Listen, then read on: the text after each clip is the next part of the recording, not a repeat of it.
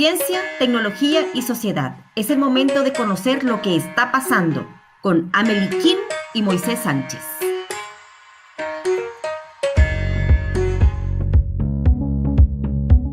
Hola, hola, ¿cómo están? Bienvenidos, bienvenidas a un nuevo episodio de Está Pasando. Este es el espacio para conversar y reflexionar sobre los alcances y los impactos de las tecnologías y de la ciencia en nuestras vidas. Yo soy Amelie y me encuentro acá con Moisés Sánchez. Hola Moisés, ¿cómo estás? Muy bien, Amelie, ¿cómo estás tú?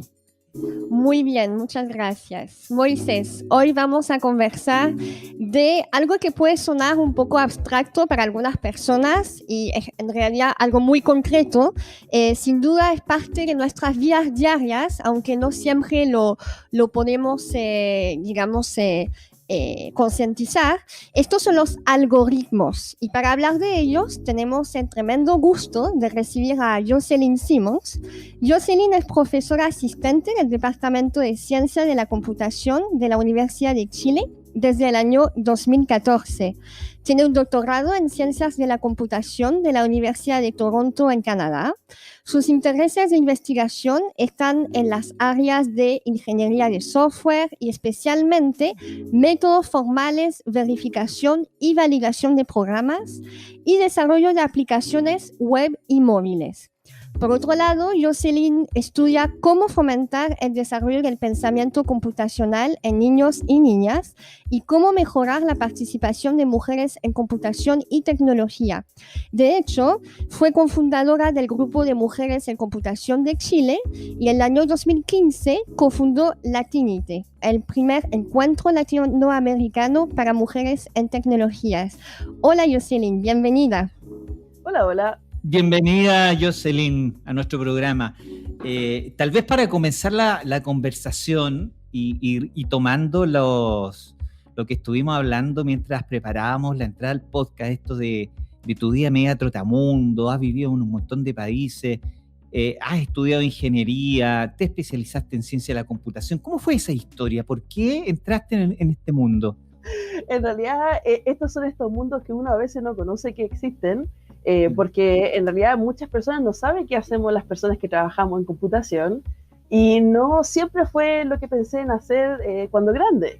De hecho, yo cuando tenía que elegir carrera para estudiar en la universidad, decidí estudiar ingeniería civil química, porque conocía la química del colegio, era algo que me interesaba. Llegué a la universidad, estudié en la Universidad de Chile también, y básicamente ahí me doy cuenta de que existe la programación y que en realidad esto me apasiona mucho más que la química y que es una carrera, que en realidad existe software, que en realidad nos controla un poco la vida hoy en día con la cantidad de dispositivos que hay. Y entonces ahí viro camino y me olvido de la química y me voy hacia la computación.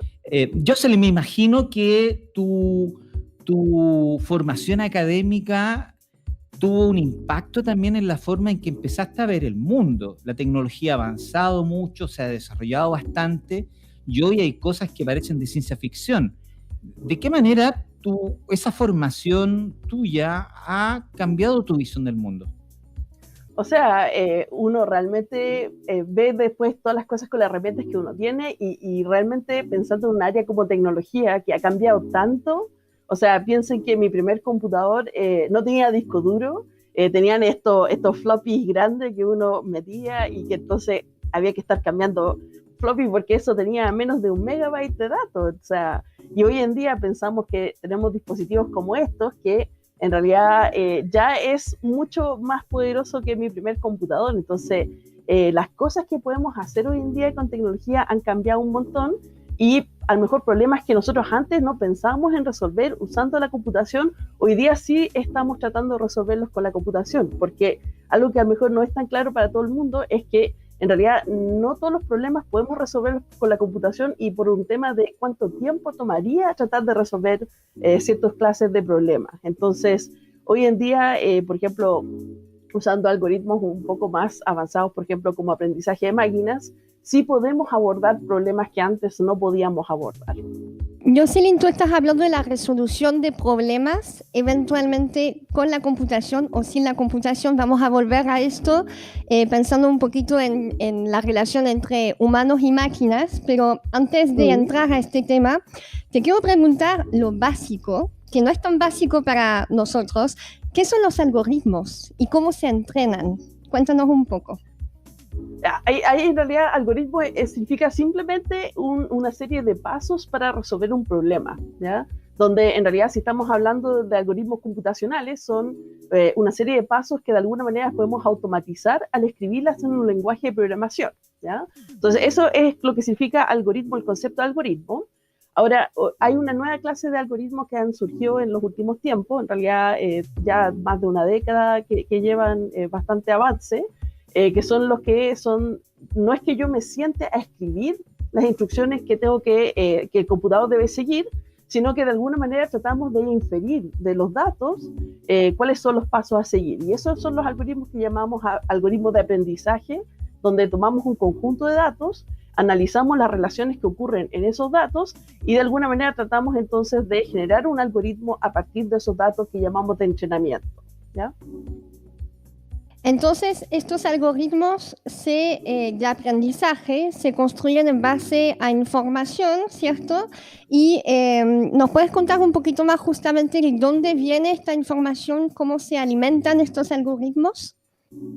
Mira, en realidad depende del problema que ustedes quieren resolver. O sea, por ejemplo, hoy en día hay, por ejemplo, en Chile, nosotros un tipo de datos que tenemos en abundancia son los datos astronómicos, que básicamente tenemos un montón de telescopios apuntando al cielo y pidiendo datos.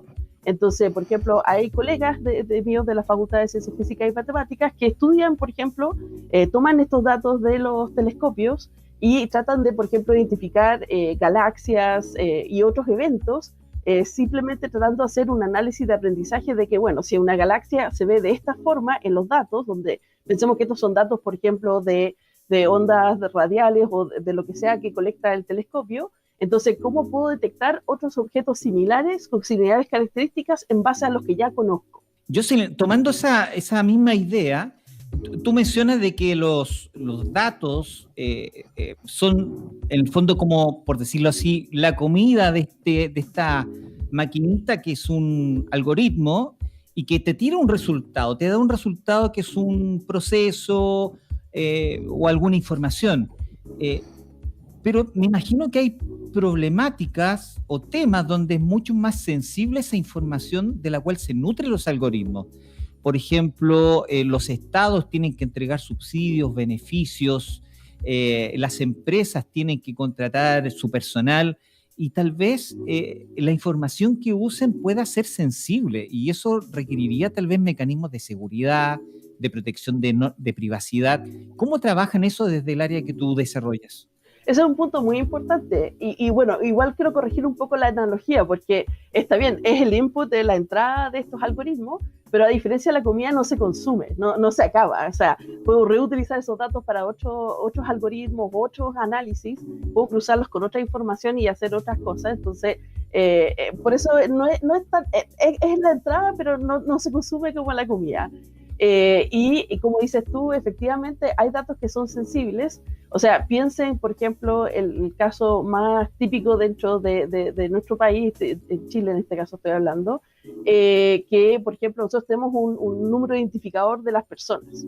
Y entonces ese número identificador de las personas, el RUT, en realidad se puede usar para realmente identificar una persona en diferentes datasets, en diferentes conjuntos de datos, y de esa manera a lo mejor hacer inferencias, por ejemplo, con respecto a, por ejemplo, los consumos de alimentos que tiene, por ejemplo, si consume, no sé, compra una gran cantidad de alcohol, a lo mejor eso podría afectar su prima de seguro de vida, porque no tiene una vida tan saludable como podría hacerlo, ¿ya?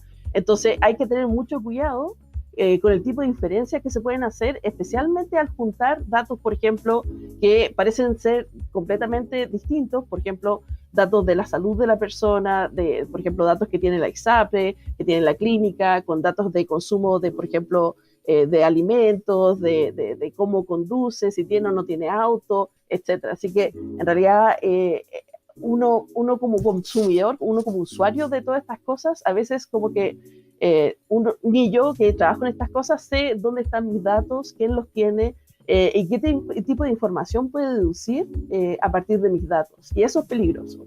O sea, falta legislación seria de protección de mis datos. Bueno, nuestros datos, de todos nuestros datos. Hay un problema ahí que se da mucho en el mundo de los datos, que es la pregunta de la seguridad. ¿Quién almacena los datos? ¿Cómo los distribuyen? ¿Cómo se comercializan? Esto también se refleja en los datos que sirven para construir estos algoritmos que, como bien tú dices, no se consumen de una vez, sino que siguen estando en las bases de datos, digamos. ¿Existen mecanismos de seguridad para esto? Mira, lo que se trata de hacer técnicamente es de alguna manera asegurar, si es un equipo serio que está trabajando con los datos, de alguna manera de anonimizar un poco los datos, ¿ya? O sea, de que efectivamente guardemos información que nos sirva para el procesamiento, pero sin poder identificar a las personas que proveyeron los datos. Ahora, esto igual tiene sus limitaciones. Porque, por ejemplo, si a mí me mandan una encuesta y, por ejemplo, me piden, por ejemplo, temas de género, edad y qué estudié y dónde trabajo, ya me pueden identificar, porque en realidad en mi departamento trabajan muy pocas mujeres y de mi rango etario somos 2. Entonces, hay que tener cuidado, que a veces uno técnicamente dice, bueno, anonimicé estos datos, pero la verdad es que en base al comportamiento a veces es fácil desanonimizar a las personas y identificarlas. Oye, esta persona fue a hacer este tipo de consulta y, por ejemplo, a lo mejor se hizo un test de SIDA. Entonces, es información que igual uno como persona no quiere que sea pública. Entonces, realmente es difícil realmente garantizar de que, por ejemplo, las personas que estén viendo tus datos no sean las personas que sean las que deberían estar viendo tus datos, y además que van a hacer un uso ético de esta información. Sin duda, y hay un alcance, tal vez lo que tú dices nos podría indicar de que estas decisiones automatizadas tomadas mediante inteligencia artificial podrían conducir a discriminaciones. Efectivamente, porque volvamos al tema de dónde vienen los datos, y en realidad si vamos a, por ejemplo, tomar datos, por ejemplo, del poder jurídico, de diferentes causas, sentencias, y por ejemplo vamos a tomar esos datos para aprender cosas, bueno, esos datos a lo mejor ya tienen un cierto sesgo, por ejemplo, de que personas que viven en ciertas comunas, por ejemplo, reciben cierto tipo de sentencias por ciertos delitos, ¿ya? Entonces, si el algoritmo de alguna manera trata de predecir en base a los datos que ya hay, va a replicar los sesgos que ya están dentro de esos datos. Entonces, eso es un tema sumamente importante hoy en día de cómo aseguramos que en realidad estos algoritmos que ni siquiera sabemos cómo están por debajo, porque en realidad es una serie de inferencias estadísticas, entonces no es que yo pueda hacer mirar el algoritmo paso a paso y de alguna manera dar garantías de que hay un nivel de fairness, de justicia, del algoritmo, de los resultados del algoritmo. Ni siquiera le puedo decir a esta persona, oye, ¿cómo calculamos tu sentencia? Porque simplemente hay una serie de inferencias estadísticas y en base a datos históricos que se generó esta sentencia. Entonces, hay que tener mucho cuidado de justamente, por ejemplo, hoy en día se quiere meter mucho el tema de vigilancia, por ejemplo, por imágenes. Y la verdad es que, por ejemplo, hoy en día las capacidades que tenemos de reconocimiento de imágenes no son tan buenas. Entonces, confiar en que estos algoritmos puedan decir esta persona es la persona que cometió este delito con un nivel de certeza es difícil. O sea, hoy en día, por ejemplo, Google no puede distinguir entre yo y mi hermana, que tenemos 4 años de diferencia, porque morfológicamente, físicamente, nos parecemos mucho. Entonces, yo tengo harto miedo de ese tipo de algoritmos. O sea, que pongamos cosas en producción que no entendemos bien y que pueden tener consecuencias serias en la vida de las personas. Es muy interesante, Jocelyn, porque tú eres de las personas que lo entienden técnicamente, que están desarrollando algoritmos y trabajando con ellos, y tú ya estás hablando de que no estás confiando, ¿no? Entonces, justamente hablando de confianza, yo te quiero llevar a una conversación callejera que tiene que ver con el consentimiento pasivo que nosotras las personas estamos dando a la tecnología que tenemos entre las manos, a nuestro celular, nuestro computador, y a esta idea de que los algoritmos al final están pensando en nuestro lugar, ¿no? Que los hemos dejado pensar por nosotros, ya sea para resolver un problema o para realizar tareas que muchas veces están asociadas inicialmente a nuestra, entre comillas, esencia humana, por ejemplo, la posibilidad de crear, ¿no? La creatividad humana. Entonces, tú hablabas justamente de esta confianza extrema y te quiero preguntar más específicamente, desde tu punto de vista como profesional en ciencia de la computación, ¿qué peligros conlleva esta confianza extrema que depositamos en los algoritmos? Efectivamente, como dices tú, o sea, ¿por qué usamos estos algoritmos? Porque nos simplifican la vida, ¿ya? O sea, piensen, por ejemplo, hoy en día yo creo que nadie usa un correo electrónico sin tener algún tipo de filtración de spam, ¿ya? Porque en realidad si uno se pusiera a mirar todos los correos que llegan muchos correos, y ahí es justamente una situación donde, por ejemplo, aprendizaje de máquinas ha ayudado a clasificar qué es spam y qué no es spam, no solamente en base a mis correos, sino que a los correos que le llega al resto de la gente.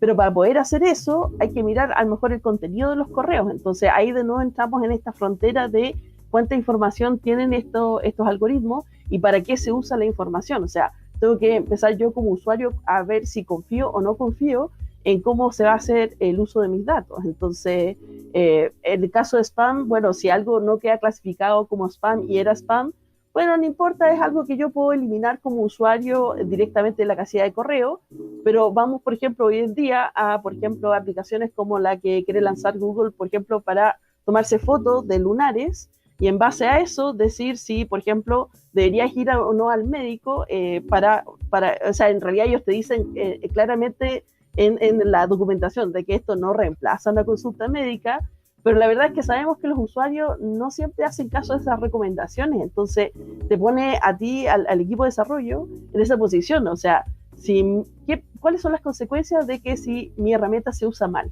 Entonces, en este caso, si, por ejemplo, una persona se toma foto de un lunar y mi herramienta le dice, ¿sabes qué? En realidad no te preocupes, no es preocupante el lunar que te salió, y esta persona decide no consultar y después esto termina siendo melanoma, o sea, ¿quién es el responsable de eso? ¿Ya? Aunque nosotros le digamos al usuario, no, esta no es una herramienta de diagnóstico, usted igual debe consultar con un médico, nosotros sabemos que las personas no lo van a hacer. Entonces, yo, en ese caso, hablamos de los famosos, los falsos negativos, donde en realidad el algoritmo dice, ¿sabes qué? Esto no es cáncer, o esto no es spam, o esto no tienes diabetes, o no estás embarazada, cuando la verdad sí se cumple alguna de estas condiciones, y lo que uno trata de hacer es entrenar los algoritmos para reducir muchas veces esos falsos negativos, ¿ya? Porque pueden tener consecuencias serias, pero más allá de la tasa de identificación de los falsos negativos, igual hay que ponerse en el lugar de ¿qué va a pasar si mis usuarios hacen caso a mi herramienta y mi herramienta se equivocó? Entonces, no es una discusión menor. Volviendo al tema de la discriminación, tal vez uno podría pensar que para evitar que estos algoritmos tengan un resultado discriminador, tendrían que hacerlo personas que estén entrenadas en la diversidad, por ejemplo. Hay algunos estudios que dicen por ahí que la mayor parte de las decisiones automatizadas están basadas en estándares que reflejan un criterio de un hombre blanco, anglosajón y de ciertas características. Por ejemplo, si estos algoritmos fueran elaborados y construidos por mujeres, ¿esto cambiaría necesariamente? O sea, puede que sí, puede que no. O sea, hay mujeres y hay mujeres. O sea, no caer en el argumento de que porque no lo ha hecho una mujer no se ha hecho bien.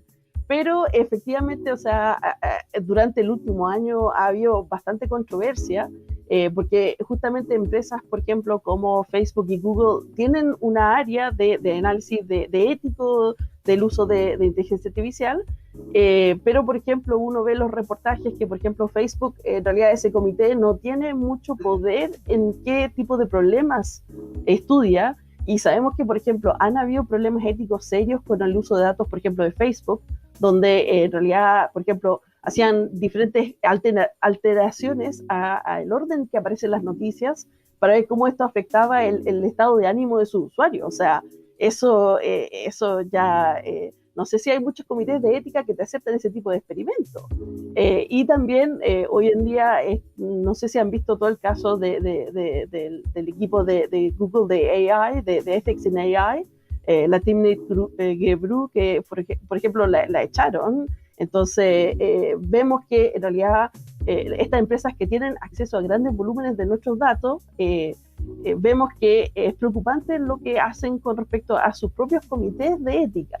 Entonces, no, de nuevo, esto no me da una sensación de mucha confianza en qué van a hacer a futuro con los datos, porque básicamente nos están mostrando muy bien qué es lo que están analizando, y cuando tienen grupos que lo están analizando, de, por ejemplo, proponer formas de evaluar, por ejemplo, el uso que se le está dando a los datos, si estos datos efectivamente están discriminando o no, vemos que estos grupos terminan siendo echados o desarmados dentro de la misma empresa. Entonces, yo creo que este va a ser uno de los ítems de los temas a estar con ojo en la próxima década. De alguna forma, lo que tú dices plantea un escenario que, dicho en palabras sencillas, es como decir, las consecuencias discriminatorias de un algoritmo no dependen entonces de quién los haga necesariamente, porque adquieren cierta independencia al final del día. Entonces, esto nos podría llevar, si uno se pone un poco conspirativo, a un escenario medio apocalíptico, donde las máquinas o las computadoras van a empezar a tomar el control de todo, y poco a poco la influencia humana de esta toma de decisiones va a ser mínima. ¿Nos acercamos a un escenario así o eso ya entra en un terreno muy conspirativo? O sea, es un poco conspirativo, porque a fin de cuentas igual somos muchos humanos, pero lo que sí uno ve que, por ejemplo, en este momento, no sé si se han fijado que muchas de las páginas de retail usan, por ejemplo, chatbots. Y eso, de nuevo, es otra aplicación de aprendizaje de máquina en base al comportamiento de los usuarios. Pero ya cuando uno hace un uso indiscriminado de esos algoritmos, o como que cede toda esa responsabilidad a un algoritmo, si te fijas, por ejemplo, ya es muy difícil encontrar a una persona en un ejecutivo que te pueda responder dudas. Por ejemplo, oye, se me cayó el servicio de internet, habla con este chatbot. Y el chatbot te da unas opciones bien limitadas y bueno, y ninguna de estas opciones calza con mi problema. Entonces, ¿con quién hablo? Entonces, hay muchas veces las empresas por el tema económico tienen la tentación de dejar fuera a los humanos, y la verdad es que nunca podemos dejar fuera a los humanos, porque la verdad es que nosotros en la computación, las máquinas tienen espacio finito, tenemos que elegir cómo abstraer, qué información necesitamos para poder hacer nuestros algoritmos, pero a fin de cuentas es eso, es una abstracción, es información que nosotros consideramos al construir estas cosas que es relevante, pero pueden quedar fuera, por ejemplo, casos bordes que a lo mejor no consideramos porque no, como a lo mejor el equipo no es tan diverso, entonces son situaciones que ni siquiera se imagina que pueden ocurrir. Entonces tiene que haber una forma de contactar a un humano y decir, ¿sabes qué? Tengo este problema, que a lo mejor este algoritmo le soluciona el problema al 90% de las personas, pero hay un 10% que no cae dentro de estas reglas tan estructuradas que es lo que hacemos en computación, y hay que poder todavía resolver el problema de esas personas, ¿ya? Entonces, yo creo que si tenemos ojo con eso, de que no, la verdad es que no podemos automatizar todo. Eso es el fin de línea, o sea, hay cosas que simplemente hay que poder seguir manejando en forma humana. Jocelyn, ¿cómo trabajas tú precisamente por los riesgos que estás mencionando? ¿Cómo estás trabajando para precisamente dejar el humano, el aspecto humano en los desarrollos que realizas? ¿De qué manera? ¿Cómo lo conversas? ¿Lo trabajas colectivamente con otro grupo? ¿Cuál es la reflexión que desarrollas para poder evitar al máximo este tipo de riesgos que mencionas? Sí, es una buena pregunta, porque yo creo que no hay una respuesta definitiva, todavía es algo que estamos aprendiendo. En realidad, lo que tratamos siempre es de hacer mucho, por ejemplo, test de usuario para entender bien cómo los usuarios no solamente hacen su trabajo o cómo se apoyan de las herramientas que uno construye, sino que, como les decía, los usuarios no siempre usan las herramientas que nosotros construimos de la forma que nosotros esperábamos que que las usaran.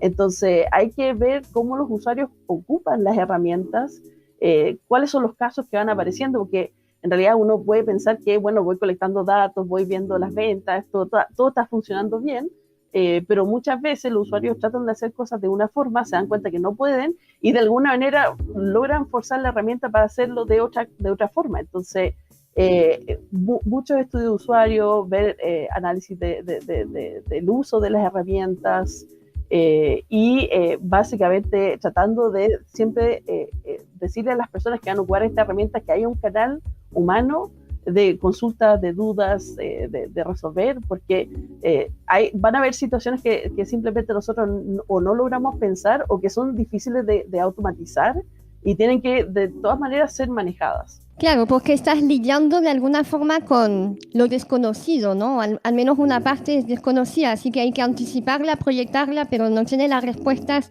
previamente. O sea, los humanos son impredecibles, o sea, tienes que poder manejar esa impredecibilidad y por ejemplo, que a mí no me haya pasado una situación no significa que otro usuario no tenga esa situación. Así es. Es muy complejo porque estamos hablando de la diversidad de las personas y justamente yo te quería preguntar, los algoritmos hemos hablado del origen, de quienes los desarrollan o quienes no los desarrollan. ¿Nos puedes contar un poco si los algoritmos impactan de manera diferenciada a ciertos segmentos de la población? Estoy pensando, por ejemplo, ¿cierto? Cuando hablamos de tecnología hablamos de brechas, ¿no? Brecha digital para el uso de tecnologías, etc. Por ejemplo, el segmento mujeres o ciertos segmentos socioeconómicos.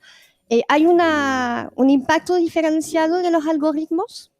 Yo diría que probablemente sí, o sea, por lo menos uno ve que, por ejemplo, las brechas digitales están creciendo cada vez más en la población y, por ejemplo, uno ve que, por ejemplo, estudiantes, nosotros tenemos estudiantes de primer, segundo año de ingeniería y uno ve que, por ejemplo, a veces los hombres han tenido más exposición a tecnología desde más chicos y entonces lo ven como algo natural, que es algo que pueden manejar y no le tienen como miedo a la tecnología. Entonces, por un lado, existe ya ciertos sesgos o percepciones con respecto a la tecnología, donde a veces vemos que las mujeres tienen un poco menos de autoconfianza al momento de usar herramientas o pensar que las pueden crear, pero también los efectos de los algoritmos también pueden ser afectos también a estos mismos sesgos que hablábamos antes, que en realidad, por ejemplo, a mí, por ejemplo, un año me llegó un correo de mi ISAPRE, que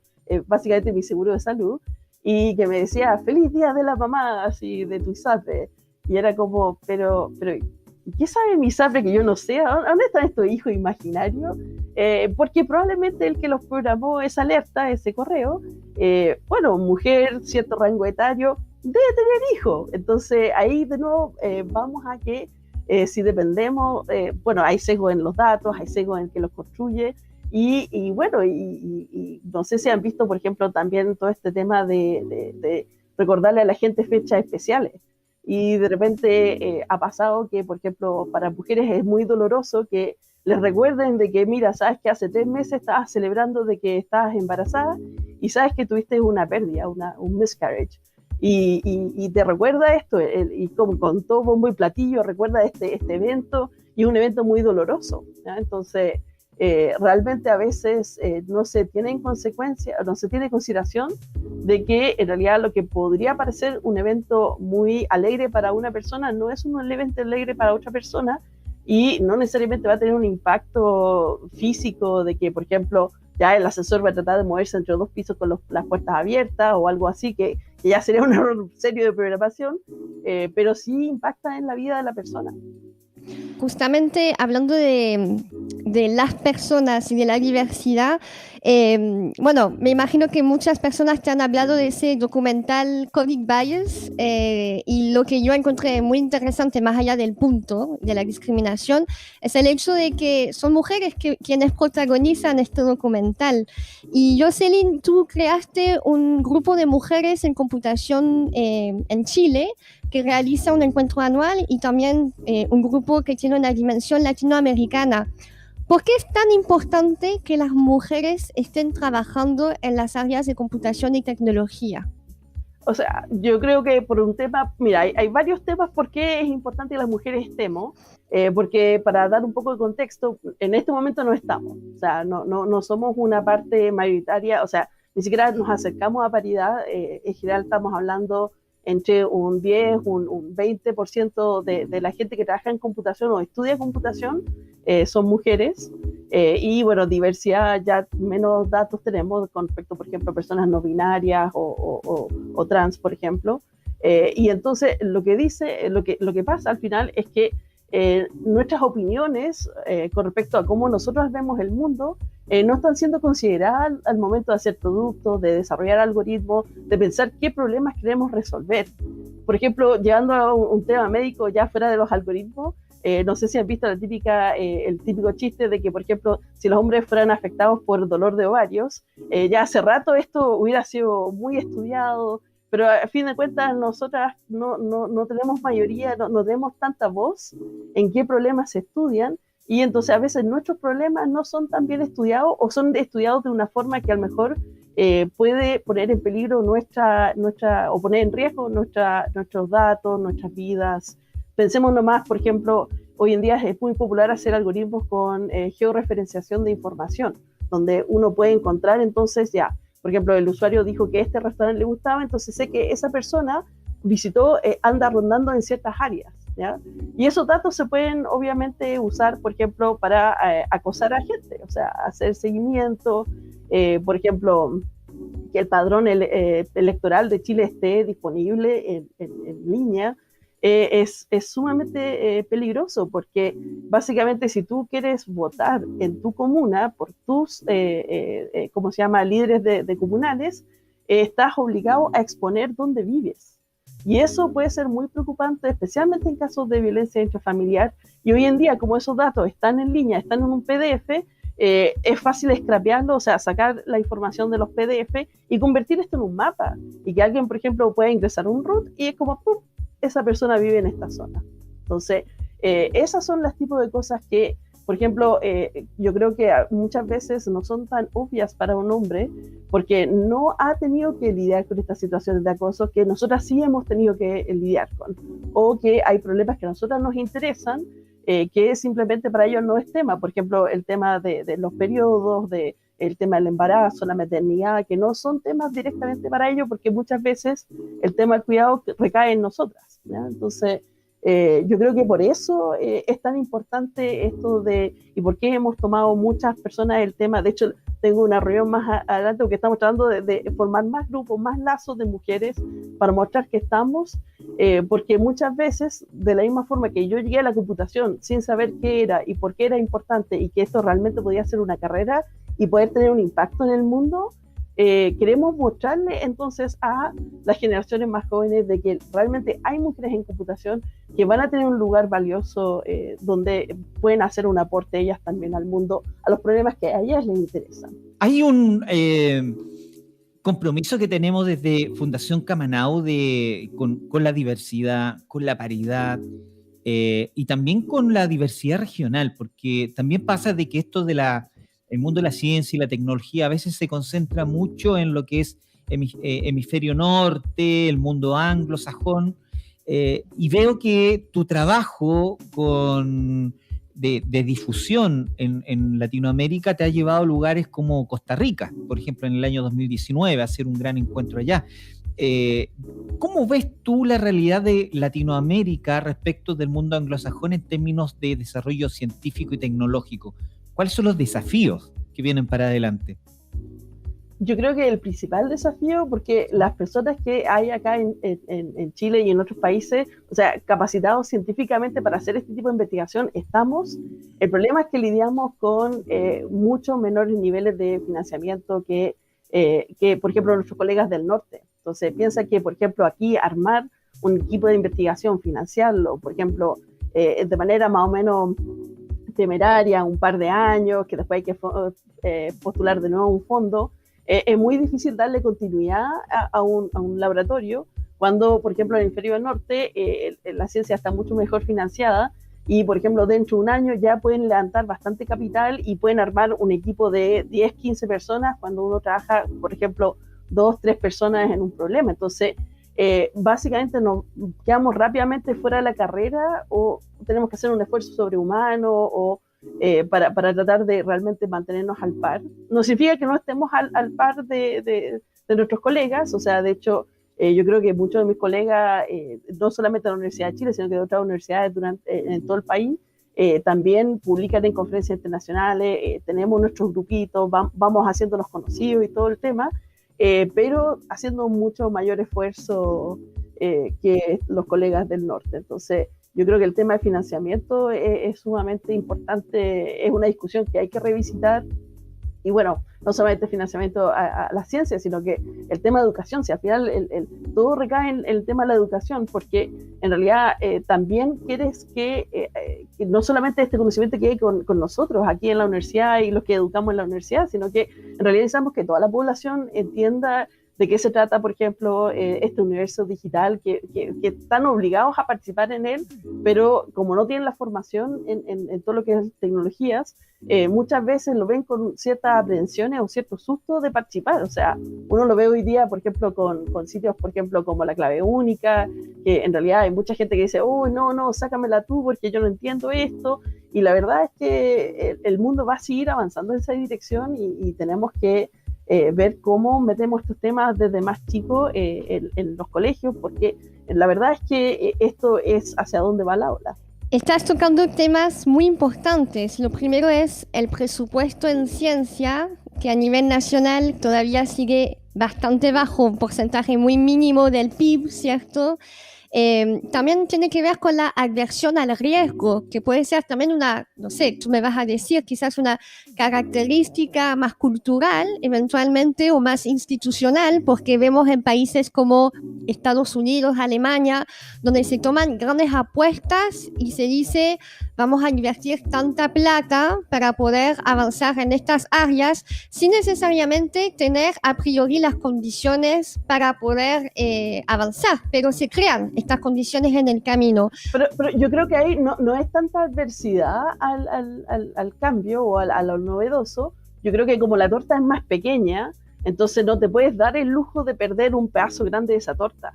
Entonces no tienes el lujo de tomar un riesgo. O sea, uno lo ve, por ejemplo, con el famoso tema de emprendimiento, que, por ejemplo, dicen, no, que uno tiene que emprender, que tiene que tratar de hacer un negocio, y que en realidad, ¿por qué los estudiantes hoy en día no eligen emprender?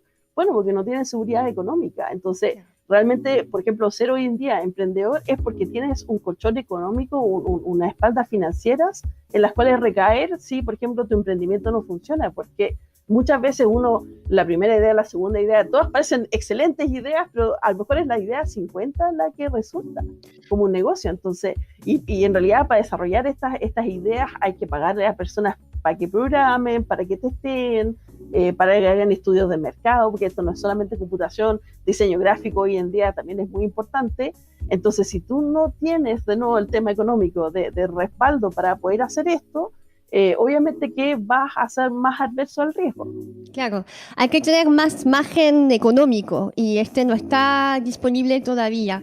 Tú hablaste también de un poco la aversión o ciertos miedos de las personas. Desde tu perspectiva, ¿qué faltaría para que haya mayor conciencia de todos los asuntos que acabamos de conversar? Porque al final es un poco el propósito de este podcast también, de compartir con las personas temas que no necesariamente están siendo discutidos entre todos y todas. Así que, desde tu perspectiva, ¿cómo lo trabajarías? ¿Cómo lo estás haciendo?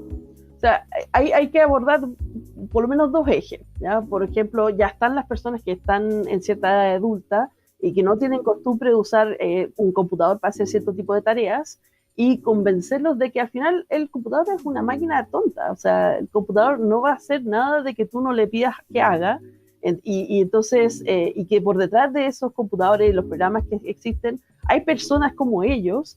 Y yo creo que eso a veces hay como una desconexión, como que está el computador, está el sitio, y pensar que en realidad hay personas construyendo estas cosas y que tratamos de que obviamente si hacen algo mal, que en realidad esto no tenga consecuencias, que no pierdan sus archivos, por ejemplo, pero esto obviamente los obliga a salir de su zona de confort y a lo mejor se pueden hacer talleres para, por ejemplo, el año pasado yo creo que muchos de nosotros este tipo de plataformas de Zoom y todo eso no era parte de lo que sabíamos hacer y bueno, hemos aprendido un poco forzado, pero yo creo que muchos hoy en día ya pegaron un pequeño salto de alfabetización digital que no existía, ¿no?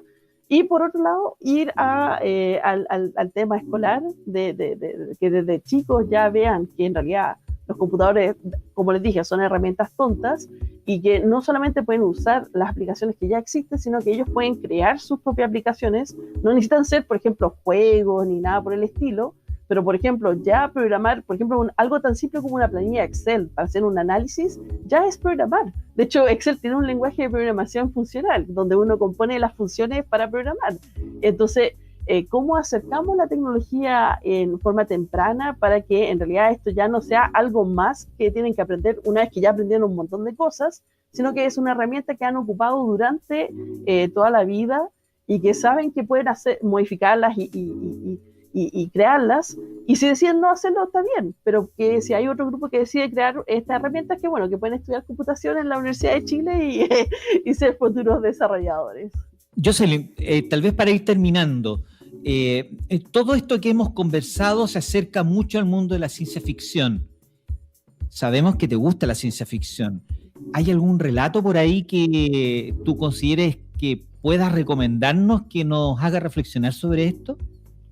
Un relato en particular, no, pero por ejemplo, si quieren ver todo esto que hemos conversado hoy día de los sesgos, las posibles consecuencias de estos algoritmos, realmente les recomiendo la serie Black Mirror de Netflix, porque en realidad ahí no está tan lejano de lo que podemos empezar a llegar a hacer. O sea, por ejemplo, hay un capítulo donde en toda la ciudad todos tienen su dispositivo y le van poniendo nota a las personas, y si tú bajas de cierta nota, entonces te conviertes como un pariah del pueblo. Y vemos que, por ejemplo, países como China están implementando sistemas como esos, donde, por ejemplo, para hacer una conexión a Internet en Corea del Sur, tú tienes que dar toda tu información, quién eres, cómo te conectas, desde dónde. Entonces, la verdad es que muchas de las cosas que estamos viendo no están tan lejanas, pero, por ejemplo, ya tener un robot autónomo, así que pueda ser ¿cómo se llama? Como tu empleado dentro de la casa, que te haga el tecito. No, eso todavía estamos un poco lejos porque la parte robótica ha ido avanzando un montón. O sea, uno puede ver, por ejemplo, cosas como Big Dog, que son un robot bastante autónomo hoy en día, pero el costo todavía no llega a ser un costo que uno puede pagar para tenerlo en la casa. Pero vamos avanzando rápidamente hacia la frontera de lo que uno ve en la ciencia ficción. Gracias, Jocelyn. Ha sido realmente extraordinario tenerte en este podcast. La verdad es que nos pusiste temas que nos dejaron reflexionando y bueno, muchas gracias por estar acá y nos vemos ya próximamente en un nuevo capítulo, Amelie. Sí, gracias Moisés y muchísimas gracias Jocelyn, muy interesante y bueno, tenemos muchos temas para procesar todavía, así que gracias. No, gracias por la invitación, ha sido muy, muy entretenido hablar con ustedes dos. Hasta la próxima. Chau.